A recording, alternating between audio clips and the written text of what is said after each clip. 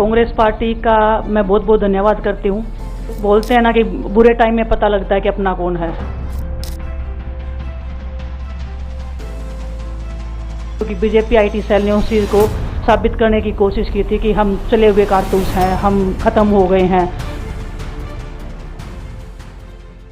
BJP का डर हुआ सच में तब्दील। विनेश फोगाट और बजरंग पुनिया ने ज्वाइन कर ली है कांग्रेस पार्टी। जैसे राहुल गांधी जी कुछ दिन पहले ही विनेश फोगाट और बजरंग पुनिया जी से मिले थे, तभी आशंका लगाई गई थी कि बजरंग पुनिया जी और विनेश फोगाट जी कांग्रेस को ज्वाइन करने वाले हैं, और उन्होंने आज केसी वेणुगोपाल की उपस्थिति में कांग्रेस ज्वाइन कर ली और सीधा सीधा संदेश दे दिया कि ये बार कांग्रेस में से वो चुनाव लड़ने वाले। मैं आगे जाता हूँ तो यहाँ पे मैं बता दूँ कि विनेश फोगाट जी ने ज्वाइनिंग के टाइम पे ये कहा कि जो बीजेपी पार्टी थी वही सिर्फ अकेली पार्टी थी जो कि उनके खिलाफ थी जब उन्होंने रेसलिंग प्रोटेस्ट किया WFI के फॉर्मर चीफ के खिलाफ। लेकिन जो दूसरी जितनी भी विपक्षी पार्टियां थी वो रेसलर्स के साथ। कांग्रेस एक सच्ची पार्टी है और कांग्रेस हमेशा से सबके साथ खड़े रहने वाली पार्टी, और जो दुख में साथ होता है वही सच्चा दोस्त होता है, और कांग्रेस ने हमेशा दुख में हमारा साथ निभाया।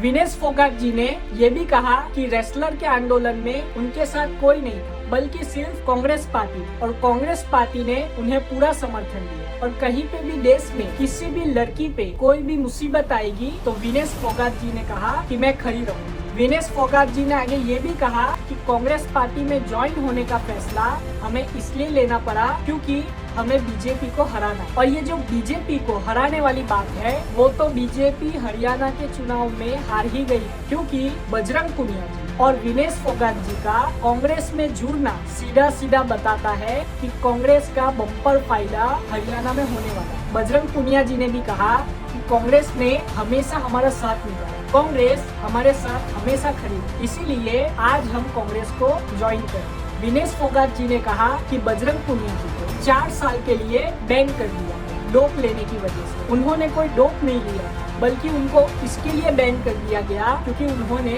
रेसलर प्रोटेस्ट में हिस्सा लिया। अब बजरंग पुनिया जी और विनेश फोगाट जी सीधे सीधे बीजेपी से लड़ सकते, क्योंकि रेसलिंग में जब होते हैं, जब आप स्पोर्ट्स में होते हो तो आप पॉलिटिक्स नहीं कर सकते, लेकिन उनका ये फैसला कांग्रेस में ज्वाइन होना ये सीधा सीधा बताता है कि उनको डायरेक्टली बीजेपी से लड़ाई लड़नी है, और वो लड़के रहेंगे, क्योंकि जो रेसलिंग के अखाड़े में सबको पटक देते हैं वो जरूर राजनीति के अखाड़े में भी सबको पटक देंगे, और राजनीति का जो अखाड़ा है उसको भी अच्छे से समझेंगे और सामने वाले को परास्त करेंगे। वहीं पे उनकी जो सहयोगी है साक्षी मलिक जी, जो कि उनके साथ थी रेसलिंग प्रोटेस्ट में, उन्होंने अपना रिएक्शन दिया और कहा कि वो उनका निजी फैसला है, वो नहीं ज्वाइन होना चाहती किसी भी पार्टी। अब लेकिन विनेश फोगाट जी ने कहा कि मुझ पे बहुत सारे आरोप लगाए गए, मुझे कहा गया कि मैं ओलंपिक्स नहीं खेलूंगी, लेकिन मैं ओलंपिक्स खेली। विनेश फोगाट जी ने ये भी कहा कि मुझे ये कहा गया कि ट्रायल में मैं पास नहीं हो पाऊंगी, लेकिन विनेश फोगाट जी ट्रायल में भी पास हुई। विनेश फोगाट जी ने कहा जो सरकार खिलाड़ियों के विरोध में है हम उनका साथ नहीं देंगे, इसीलिए हमने कांग्रेस का साथ दिया। बजरंग पुनिया जी और विनेश फोगाट जी का कांग्रेस में जुड़ना ये सीधा सीधा हरियाणा के चुनाव में कांग्रेस का एक बहुत ही बड़ा मास्टर स्ट्रोक है। आप अपनी राय कमेंट में जरूर बताएं। जय हिंद।